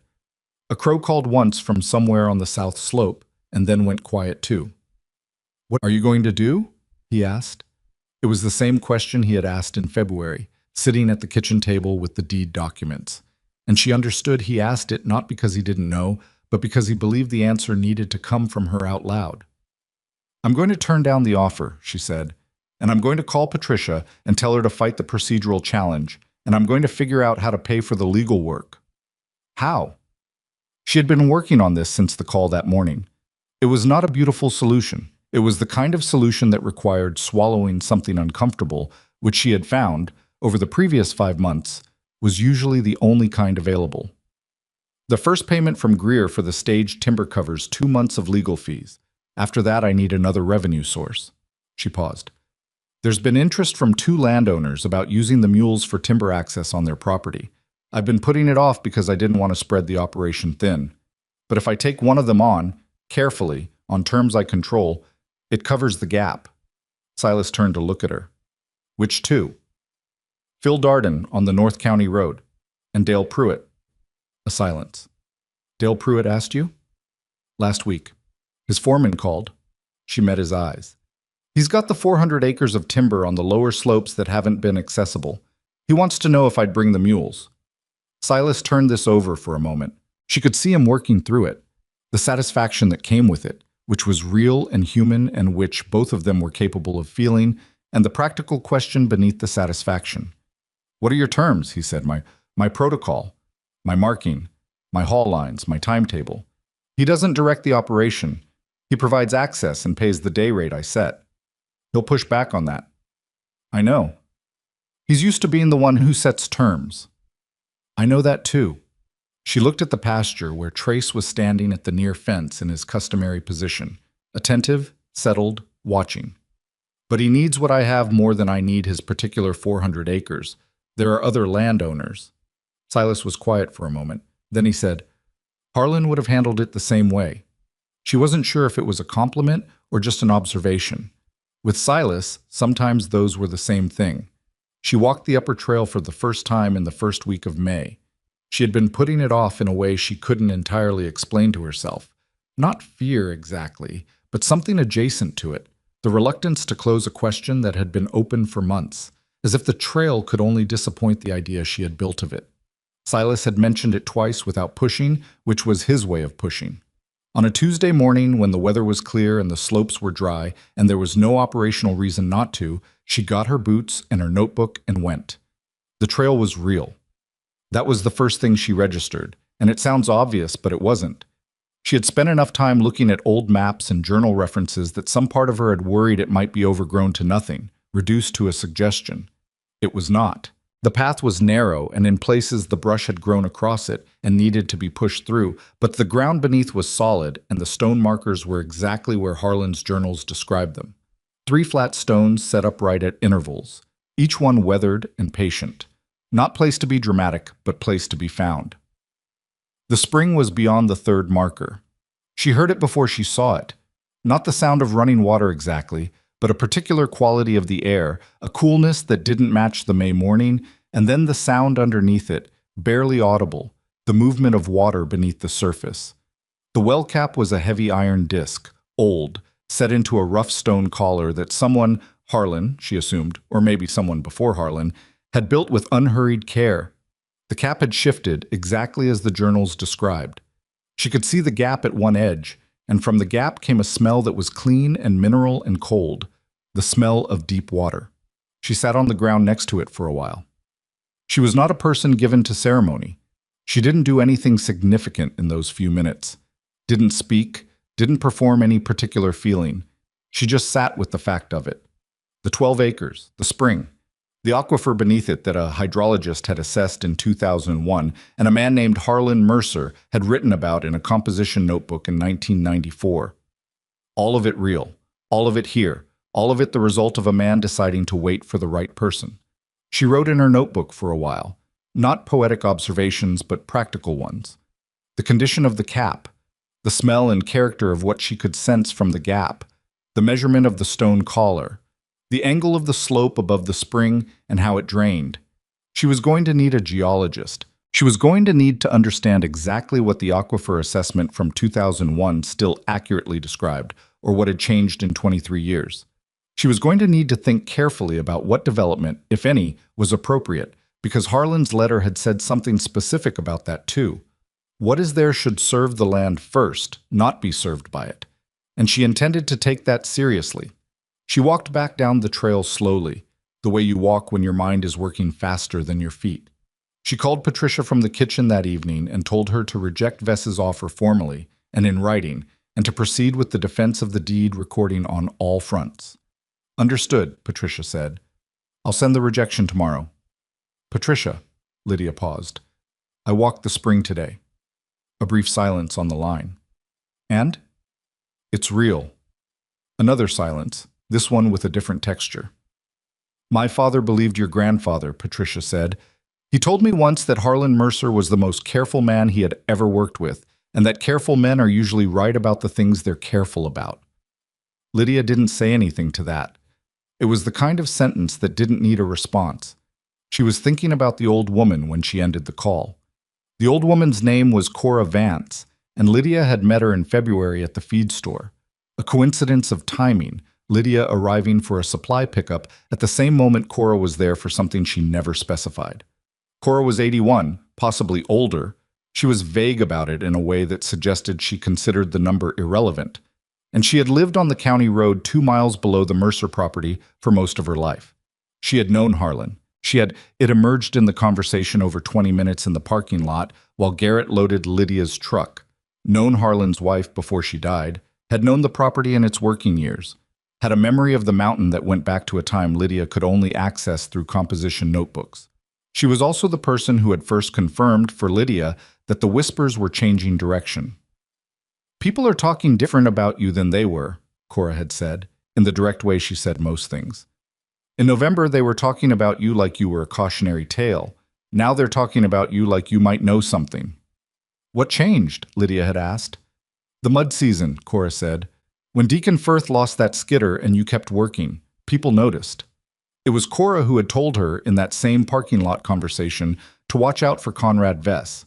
Not because of anything specific, she hadn't known about the deed situation then, or if she hadn't let on, but with the particular certainty of a woman who had watched a man operate in a county for 40 years and had made an accurate assessment. He's the kind of man who mistakes other people's patience for weakness, Cora had said. Your grandfather understood that. They had words about it once, years back. Harlan won, but Vess didn't forget. Lydia had written that down in her notebook later and thought about it often in the weeks that followed. She visited Cora in early May, 3 days after walking the upper trail, bringing coffee from the diner because she had learned that Cora drank 3 cups a morning and appreciated it when someone understood this. She sat in Cora's kitchen, which was warm and slightly cluttered in the way of houses where a person has lived alone long enough that objects accumulate personal history. And she told Cora about the deed, about Vess, about the spring and the aquifer survey. Cora listened without interrupting, which was unusual for her. When Lydia finished, Cora was quiet for a moment. She looked at her coffee cup. She looked out the window at the county road. Harlan told me about the water, Cora said. Not the survey. Just that he believed something significant was there. He said it felt like a responsibility. She paused. He said that about a lot of things on that property. He felt the weight of it. So do I, Lydia said. Cora looked at her then, the direct, unsentimental look that was her primary mode of attention. I know you do, that's why you're still there. She wrapped both hands around her cup. Vess is going to make the next 2 months ugly. You know that. I'm expecting it. Expecting it and being ready for it are different things. Cora set her cup down. When he can't get the land legal, he'll try other ways. He's done it before. He'll make things difficult with the county permitting for your operation. He might try to pressure your buyers. He'll use what he has. Lydia thought about Eugene Greer and the first right agreement that was not yet finalized in writing. She thought about the timing. What would Harlan have done? Cora almost smiled. Harlan would have kept working and let the work speak for itself and driven Vess half mad with how little he reacted. She paused. But Harlan had 40 years on this county. You've got 6 months. Her eyes were steady and a little hard. You're going to have to build in 6 months what he built in 40, which means you can't afford to wait out everything. Some things you're going to have to meet head on. Lydia drove back to the farm thinking about that the whole way. The confrontation with Conrad Vess came sooner than she'd expected and in a form she hadn't anticipated. It wasn't legal. It wasn't a letter or a phone call or a motion. It was Vess himself, in person, in her driveway on a Saturday morning in mid-May. A heavy-set man in his late 60s, driving a truck that cost more than her farm's annual revenue, who got out and walked toward the barn where she was working and stood at the entrance with his hands in his jacket pockets. She had never seen him before. She knew who he was because Silas had pointed him out once, at a distance, in Delwood. You're Lydia Mercer, he said. It wasn't a question. I am. She set down what she was holding, which was a broken trace chain she'd been examining, but she did it without hurrying. He looked at the barn, at the mules in the visible stalls, at the general state of the operation. She couldn't read what he was calculating. I wanted to come in person, he said. I think some things are better said directly. All right? My offer is real, and it's fair, and it's going to be the best offer you receive for that section of land. He was looking at her steadily, and he had the particular confidence of a man who has gotten what he wanted through direct pressure often enough that he believes it is his natural state. The legal process is going to take time and money, and I have more of both than you do. That's not a threat. It's a fact, and I'd rather you have it as a fact than find it out the hard way. She listened to all of this without interrupting. When he finished, she said, I appreciate you coming in person. He seemed slightly uncertain whether this was agreement or deflection. The offer stands through the end of the month. Patricia Oakes sent you our response yesterday, she said. I don't have anything to add to it. His expression shifted. Not angry exactly, but tighter. Your grandfather was a stubborn man. He was patient, she said. Those aren't the same thing. He looked at her for a long moment. Then he looked at the mule closest to the barn entrance, which was Trace, who had come to the gate of his stall and was regarding the visitor with his steady, unhurried attention. That your lead animal? Vess said. Yes. He looked at Trace for a moment. Something in his expression that she couldn't classify. Not softness, not quite. More like recognition of something he hadn't expected to see. Then he looked back at her. "You've got more of your grandfather in you than I expected." He walked back to his truck and left without another word. She stood in the barn doorway for a moment after the truck disappeared. Her hands were steady. She checked, because sometimes the hands know things the mind hasn't processed yet. They were steady.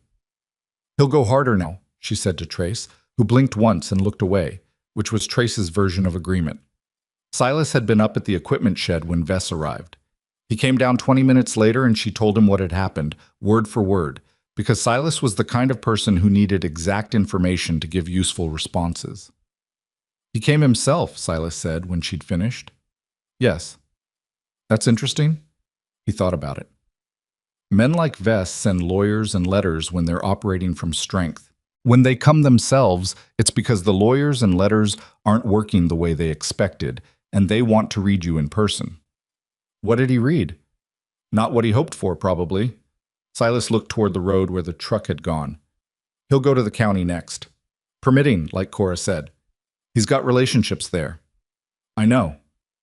"You need to get to the county first." This was not something she had done yet. Not from avoidance, but from focus. The narrow focus of building the operation that had, until now, been the most urgent thing. But Silas was right, and she knew it, and she had known it for 2 weeks, and had been putting it off because she was better at solitary work than at the room. Working that county relationships required. She went to the county planning office on Monday morning. She asked for every permit, every registration, every filing that her operation might require, and she filed them, all of them, that same day, walking from office to office with her notebook and her documents and the particular composure of someone who is being careful rather than confident, which looks different and works better. The permit clerk, a woman in her 50s named Arlene who had clearly seen everything twice and had opinions about all of it, looked at the stack of filings Lydia put on her desk and said, "You starting a business or writing a dissertation?" "Both, probably," Lydia said. Arlene had almost laughed. She stamped the applications and told Lydia the processing timeline and gave her the name of the county agricultural extension agent who handled timber operation registrations, which was a piece of information she hadn't known she needed. She called the extension agent that afternoon. His name was Marcus Webb, and he was 35 and knew his regulations cold, and was, she discovered, one of the people who had been quietly following the progress of the Mercer operation through the county grapevine. "I've heard about the mule logging," he said. "There are some state-level programs for sustainable forestry operations that you may qualify for. They come with certification, and they come with some financial support." He paused. "Most people don't know about them because most people aren't doing what you're doing." She wrote down everything he said. Heartwood Mill's formal agreement arrived in the second week of May. The written contract with Patricia's revisions incorporated. The grain grading criteria specified exactly as she had asked. The first right arrangement covering 4 harvests over 18 months. She signed it at the kitchen table and scanned it and sent it to Patricia, and then sat for a moment with the pen still in her hand. The agreement was real. The operation was real. The upper trail and the spring and the aquifer beneath it were real. 6 months ago she had stood in an auction yard and people had laughed and she had folded a bid slip and put it in her coat pocket. She thought about Harlan writing in the 1994 journal. "What is down there is significant. I am more certain of this than I have been of most things."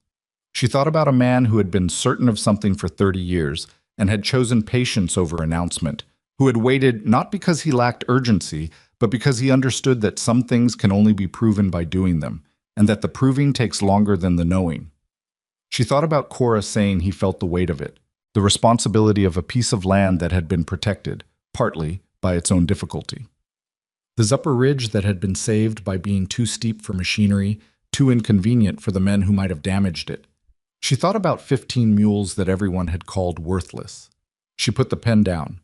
She went out to feed the animals because it was that hour, and they were waiting, and the work did not pause for significance. Cora Vance called on a Thursday morning in late May. Lydia was on the east slope and she came down when she felt the phone vibrate, because something about the timing made her pay attention. But it was not Cora on the line. It was a woman who identified herself as Cora's niece, calling from the hospital in the county seat. Lydia drove down the mountain without taking time to change or wash her hands. She sat in a hospital waiting room that smelled of industrial cleaning fluid and old coffee, and she waited, and the niece, a woman in her 40s named Bev, who had Cora's directness but less of her patience, told her that Cora had had a cardiac event the previous evening and that the doctors were cautious about the next 48 hours. She asked for you specifically, Bev said. There was no particular warmth in how she said it, just fact. She woke up this morning, and the first thing she said was to call the Mercer girl. She sat with Cora for an hour that afternoon. Cora was small in the hospital bed, in a way that Lydia had not prepared for.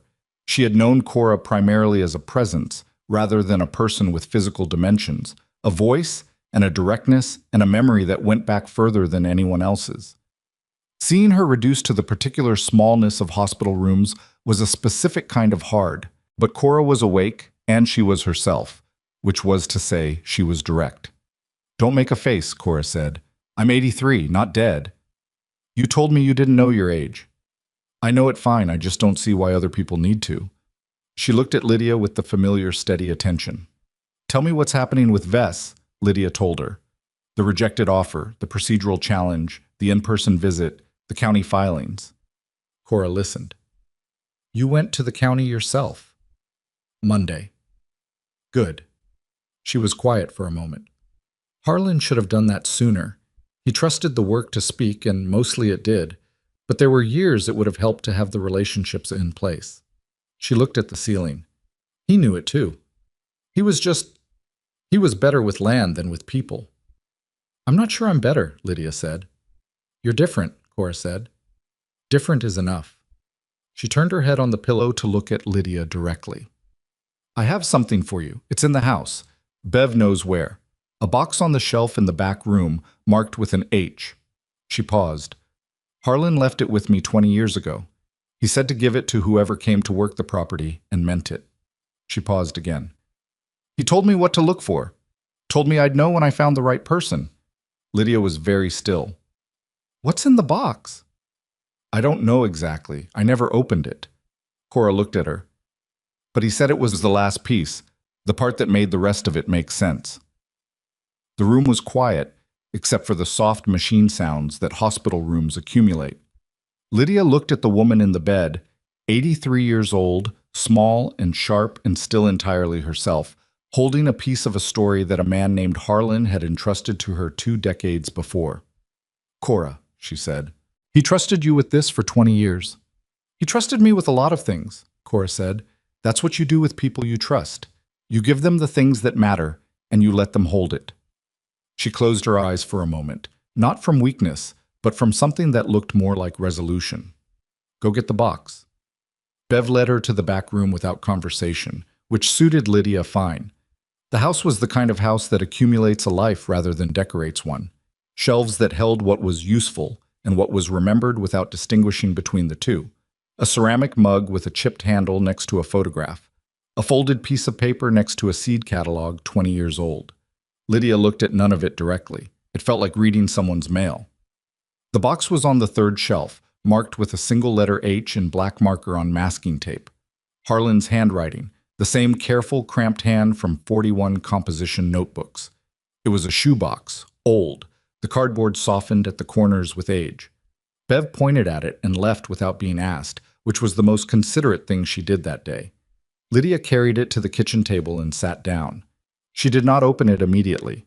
She was aware of the particular quality of the moment, not drama exactly, but the weight of sequence, the feeling that what was in the box was the last word of a sentence that had started 32 years ago when Harlan Mercer walked the upper trail and pressed his hand above a well cap and wrote down what he believed. She was aware that she was about to finish reading something a man had started writing before she was old enough to understand what land meant. She opened it. Inside was a folded topographical map, hand-annotated, more detailed than anything she had found in the surveys or the journals. Every trail marked, every stone marker, every drainage line, and in the upper right section of the map, the 12 acres, the spring, the ridge, a notation that was different from the rest. Where everything else was written in pencil, this was written in ink. Full formation. Northeast quadrant. Depth estimate 200 to 240 foot. access point marked, and an X placed with the precision of a man who had been to the spot enough times that his hand went there without measuring. Beneath the map was a letter. Not the same letter as the cedar chest, a different one, shorter, written on plain paper without legal formality. The date at the top was November of the previous year, 6 weeks before Harlan died. She read it once quickly, and then a second time slowly, the way she had learned to read his things. If you are reading this, you found the cedar chest first, and then you found Cora, which means you did it right. The map shows you the access point I identified, the northeast quadrant of the spring formation. I hired the hydrologist to confirm what I already believed, and he confirmed it, and then I paid him and put his report in the envelope because I was not ready for anyone else to know. I have thought a long time about what this water means, and I keep coming back to the same answer. It is not mine. It was never mine. It belongs to the land and to whoever is willing to be responsible to the land rather than for it. There is a difference. I spent 40 years learning that difference. I hope you didn't take as long. There is one more thing. In 1988, I registered a conservation easement on the Upper Ridge section with the State Land Trust. It covers the spring formation and 100 feet in every direction. Whatever is there cannot be developed commercially. It can be accessed, it can be assessed, it can be used sustainably. The terms are in the land trust documents, which the trust has copies of. I did this because I knew that whoever found it would be tempted, and temptation is easier to resist when the decision has already been made for you. I'm sorry I didn't tell you in person. I meant to have more time. She sat with the letter for a long time. The kitchen clock ticked. Outside, the county road carried occasional traffic in the particular rhythm of a Saturday. Not busy, not silent, the ordinary pulse of a small county going about its business.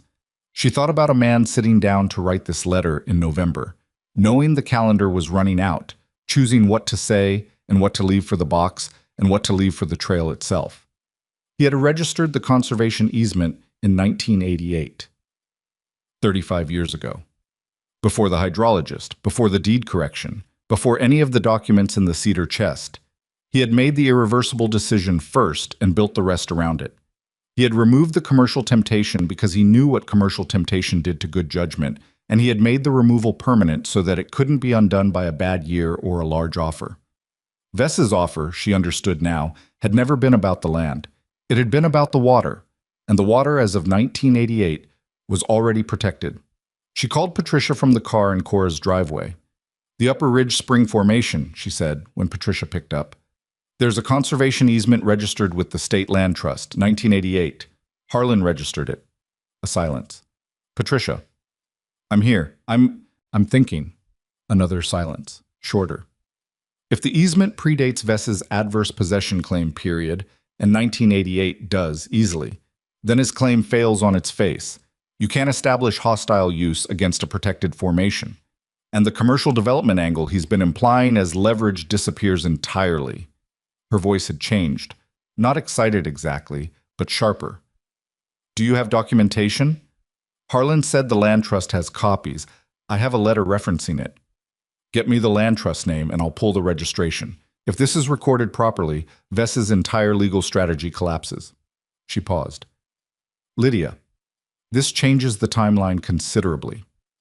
"I know. His attorneys will know within a week once I file. The procedural challenge becomes pointless and the adverse possession argument is dead. He has no remaining legal angle." She looked out the windshield at Cora's front porch, at the rocker on the porch that was empty and slightly crooked and had the look of something used every morning for years. "What does he have left?" "Pride," Patricia said, "which is sometimes the most expensive thing a man can have." She was right about the timeline. Patricia pulled the land trust registration within 2 days. It was clean, properly recorded, witnessed by the same Asheville attorney who had handled the 1991 deed correction and who had apparently been helping Harlan build this carefully, piece by piece, for decades. The easement covered the spring formation exactly as the letter described. It was, Patricia told her, one of the most comprehensively drafted easements she had seen, with specific language that closed every commercial exploitation angle while preserving the owner's right to access, sustainable use, and water rights for agricultural purposes. "He had a very good attorney," Patricia said. "His daughter is pretty good too," Lydia said, She filed the easement documentation with the county on a Wednesday morning, the same week Patricia sent Vess's attorney the formal notice of the conservation easement's existence and its implications for all pending claims. She did not hear from Vess directly. She did not expect to. Men like Vess did not call to concede. They simply redirected, and she understood that he had already moved his attention elsewhere, to something more yielding, because that was how men like him operated. They pressed until something gave, and then they moved on to the next thing. The fact that she had not given was, for now, enough. The procedural challenge to the deed recording was dropped the following week without comment. She was at the county clerk's office when the recording was finalized, not because she had to be there, but because she wanted to be. She wanted to watch the clerk stamp the document and log the recording number and set it in the processed stack, the action that translated everything Harlan had built: the journals, the survey, the hydrologist's report, the letter in the cedar chest, the box at Cora's, into something the county officially recognized. The clerk did it with the brisk efficiency of a person who processes dozens of documents a day and has no idea which ones matter. Lydia watched and said nothing and drove home.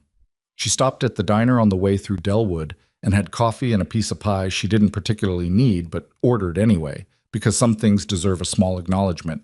The pie was mediocre. She ate all of it. Cora came home from the hospital on a Friday in early June, thin and deliberate and annoyed at the fuss her niece was making.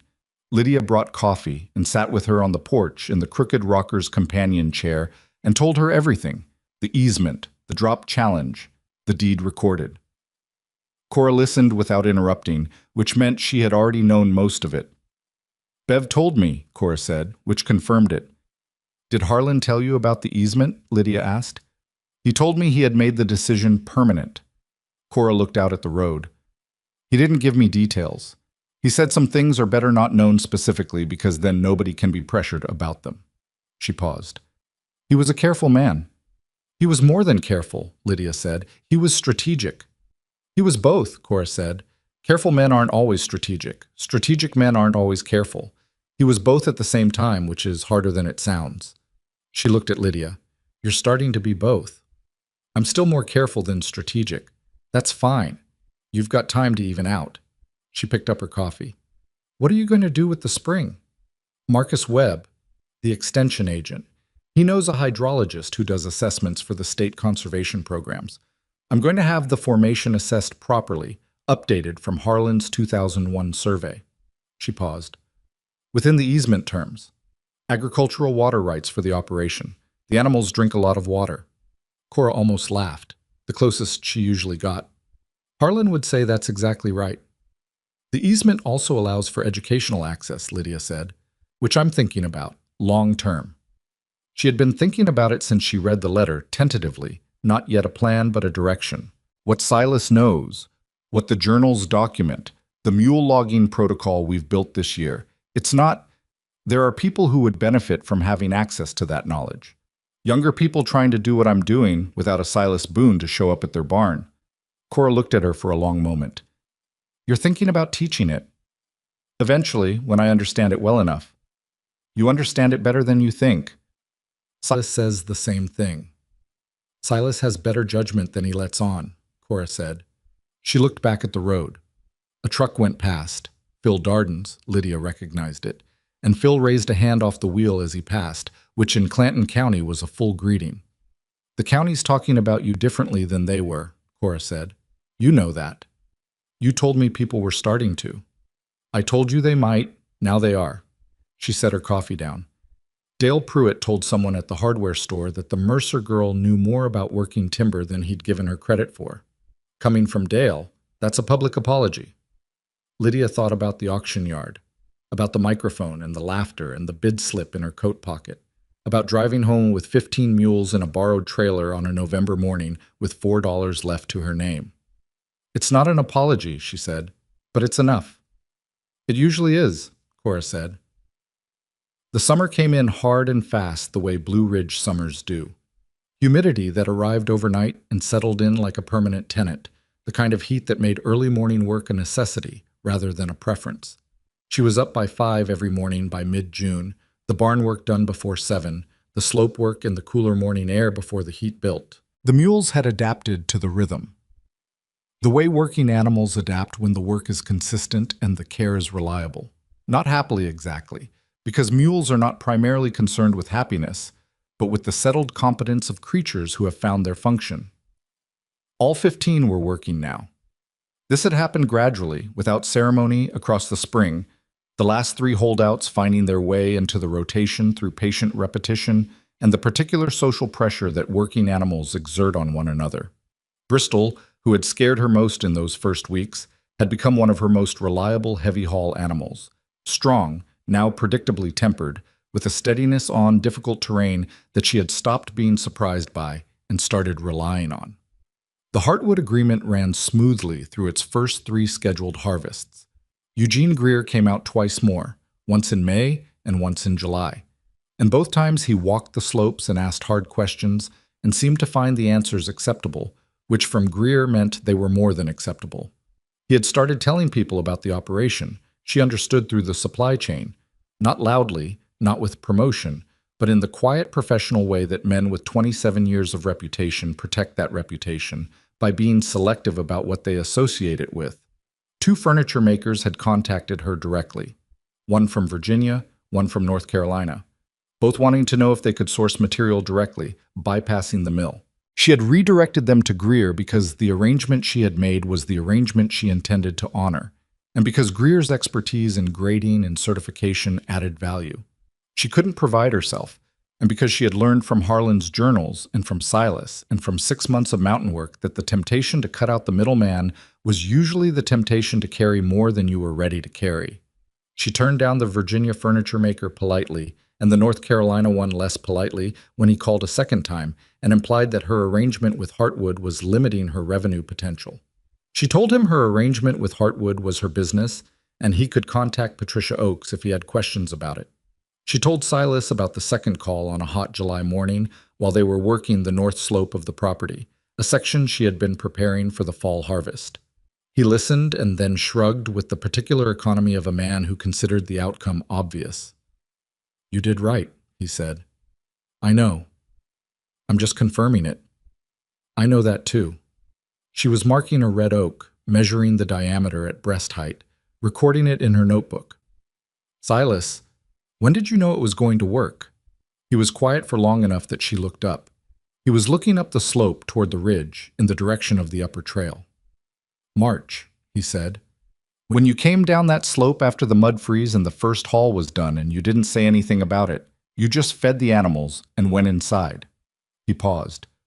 "People who are putting on a show can't help saying something when something goes right. You didn't say anything." She thought about that. "I wasn't putting on a show." "I know," he said. "That's what I mean." The conversation she had been putting off with Dale Pruitt happened in late July, when she brought Trace and 4 others to his lower slopes for the first contracted day of work.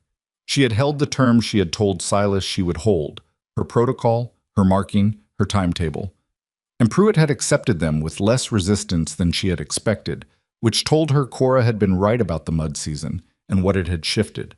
He met her at the access gate in the morning and walked with her to the first haul site, and he was quiet in a way she hadn't expected from him. Watchful, actually observant, not performing competence but genuinely trying to understand what she was doing. "You marked these trees yourself?" he asked, looking at the selection marks on the timber she had walked with him 2 weeks earlier. "Yes. Silas walked it with me after." "He change any of your marks?" "2. He looked at the marked trees. "Which ones?" She showed him. He looked at the 2 alternate marks, the ones Silas had proposed, and the original marks she had set, and he was quiet for a moment. "The ones Silas changed," he said. "What was your reasoning on the originals?" She told him. He listened. He looked at both options again. "Your reasoning wasn't wrong," he said. "It was just shorter term than his." "Yes," she said. "That's what he told me." Dale Pruitt looked at her for a moment with an expression that was not warm exactly, but was genuine, which was worth more. "I was wrong about you," he said. "At the auction. I said what I said, and I was wrong." She could have been gracious about it. She considered it. "You were doing what made sense from what you could see," she said. "You couldn't see what I was looking at." "What were you looking at?" She thought about how to answer that honestly. Harlan's journals, she said, and 15 animals that everyone had decided were worthless because they were inconvenient. She paused. It's easy to decide something is worthless when it doesn't fit the way you're already working. He received this without defending himself. That was when she knew he was listening for real. My boy wants to know about the mule logging, he said after a moment. He's 22. He's been watching what you're doing. Tell him to come by any Saturday morning, she said. We start at 7. The day rate for the Pruitt work was the financial bridge that got her through the summer and into fall planning. Combined with the third Heartwood payment, she closed the August books for the first time without doing the math 3 times to make sure she had it right. She did it once. It was right. She put the legal pad down and sat with the numbers for a minute in the way she had learned to receive good news, quietly, without inflation, because good news inflated too easily, and the drop when it deflated was worse than the original problem. Then she went to feed the mules. She walked the upper trail in early September, for the 3rd time, the first twice having been reconnaissance, this time with the hydrologist Marcus Webb had connected her to. His name was Thomas Reardon, and he was systematic and thorough and used equipment she didn't fully understand to measure what was beneath the well cap. He spent 3 hours on the ridge. He took samples. He made calculations in a notebook she couldn't read over his shoulder because his handwriting was medical in its illegibility. At the end, he told her what she already believed, which was confirmation rather than news. The aquifer was substantial, clean, and stable. The pressure readings were consistent with a formation that had been sealed and undisturbed for decades. The water quality, from the preliminary samples, exceeded every standard he was accustomed to measuring. Your grandfather's hydrologist was accurate, Reardon said. If anything, he was conservative. Harlan said the same thing, she said. He said the man was good but cautious. Reardon looked at the well cap and the stone collar and the ridge above them with the particular expression of a professional who has assessed many things and found most of them ordinary. This was not ordinary, and she could see him knowing it. Within your easement terms, you could establish a gravity-fed water system to the farm structures. Livestock watering, irrigation for any agricultural use. No commercial extraction, which the easement prohibits, but the agricultural application is permitted and significant. He paused. You could also apply to the state conservation program for a heritage water designation. It won't change the use terms, but it adds formal protection, and it comes with some financial recognition for stewardship. Marcus Webb mentioned that. Marcus Webb is good at his job, Reardon said.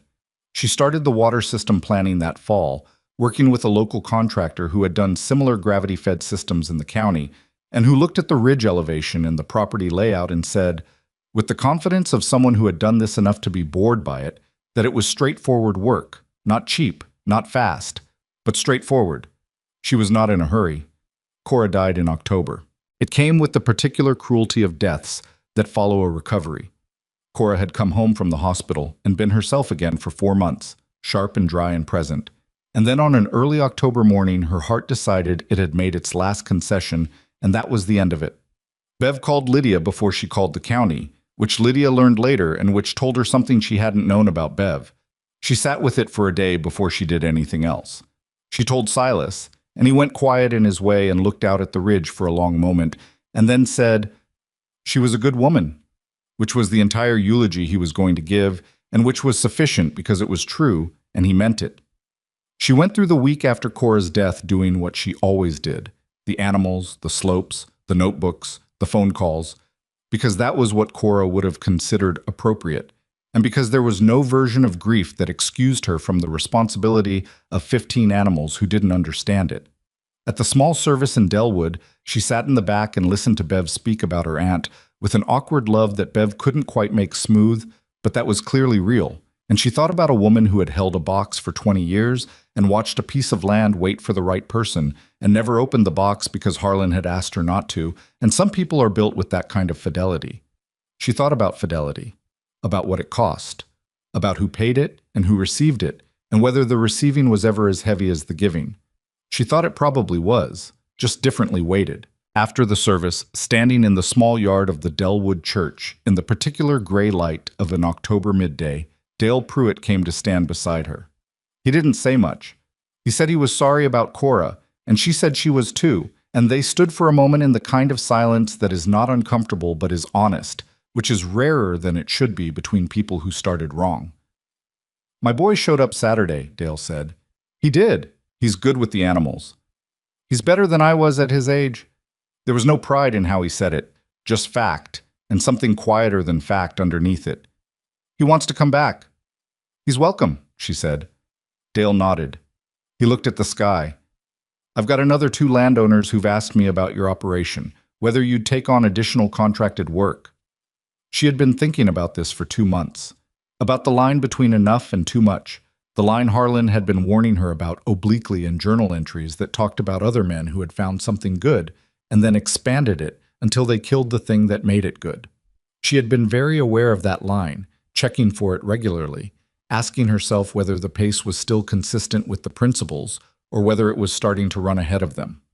I'll talk to them, she said, but slowly, on my terms. She paused. The operation doesn't scale the way a conventional business scales. That's not a weakness. It's the point. If I take on too much too fast, the work suffers and the timber suffers, and the whole thing becomes what everyone said it was going to be anyway. Dale looked at her. What did everyone say it was going to be? A mistake. He was quiet for a moment. Some things only look like mistakes from far away, he said. Up close, they look like decisions. He extended his hand. Happy to tell anyone who asks that you know what you're doing. She shook it. I know some of it, she said. I'm working on the rest. November arrived, the 1 year, though she didn't count it that way, didn't circle it in a calendar or treat it as a finish line, because she had understood early that the year condition in Harlan's will was not a finish line but a starting gate. The year was the proof of intent, nothing more. The actual work had no projected end. She went to the auction yard in Delwood on the first Saturday of November, not to buy anything.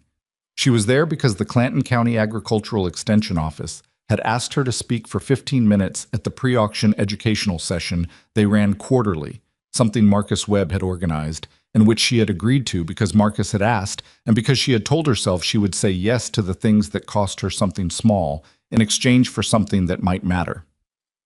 She stood at the front of a room of about 30 people, farmers, a few young people she didn't know, and in the back row, with the expression of a man who had not expected to be there but had come anyway, Dale Pruitt's 22-year-old son.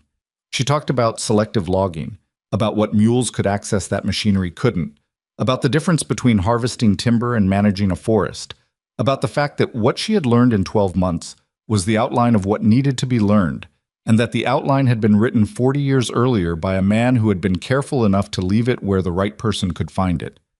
She did not talk about vests or the auction or the laughter or the $450 bills. Those were parts of the story that were hers to keep.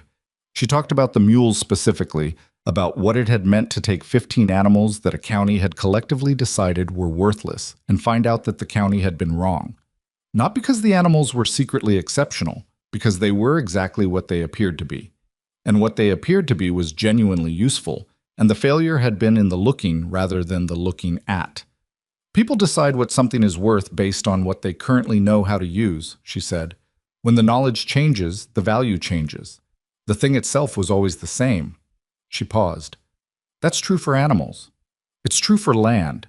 It's probably true for more things than we tend to admit. Afterward, 3 people came up to ask questions. One of them was a woman in her 30s who had just inherited a property in the adjacent county and was trying to understand what her options were. Lydia talked with her for 20 minutes. She gave her Marcus Webb's number and Patricia Oakes's number and the title of the first book she had found actually useful in those early November weeks before Silas showed up. She did not tell the woman it was going to be easy. She did not tell her it was going to work. She told her what she knew, which was that the work was the thing, and the work was longer than the plan, and the only way through the gap between them was to stay. She drove back to the farm in the November afternoon light, thin and angled, the same quality it had been 1 year before when Silas walked into her pasture for the first time and told her Trace had been waiting for her to figure something out. The ridge was bare-limbed against the sky. The leaves were mostly down, the mountain's bones visible in the way they only are from November through March, the skeleton that the green months hide. She pulled into the driveway and sat in the truck for a moment before getting out. The operation was real. The deed was recorded. The spring was protected. The agreement with Heartwood was into its second phase. Silas came 3 mornings a week now, instead of 5, because 3 mornings a week was what was necessary, which meant something about how far she had come. The mules were in the pasture and the barn, and all 15 were alive and working and fed. She thought about Harlan writing in a composition notebook in 1994. I am more certain of this than I have been of most things. She thought about what it meant to be that certain about something you couldn't yet prove, to be certain enough to wait 30 years for the proof to walk up your driveway. She thought about the kind of faith that isn't religious but is still absolute, the faith in a process, in a patience, in the stubborn conviction that the right work done the right way eventually becomes undeniable. She thought about Cora in the hospital bed saying, "Go get the box," with her eyes already closing again. She thought about 15 mules in a borrowed trailer on a November morning, tired and thin and recalibrating to new ground. She got out of the truck. She walked to the pasture fence. Trace was at the near edge, where he usually was at this hour. Attentive, unhurried, watching her come across the yard with the steady focus of an animal who has decided you are worth paying attention to. She leaned on the fence and looked at him. "Same time tomorrow," she said. He looked at her for a moment. Then he turned and walked back into the pasture, where the others were, where the light was going down in the particular way it goes down in the mountains, fast and then sudden and then done. And she watched until she couldn't see him clearly anymore. Then she went inside and started the propane stove and put the kettle on and opened the 41st composition notebook, the last one, the one from the final year, the one she had been saving without admitting she was saving it. She turned to the first page. She started to read.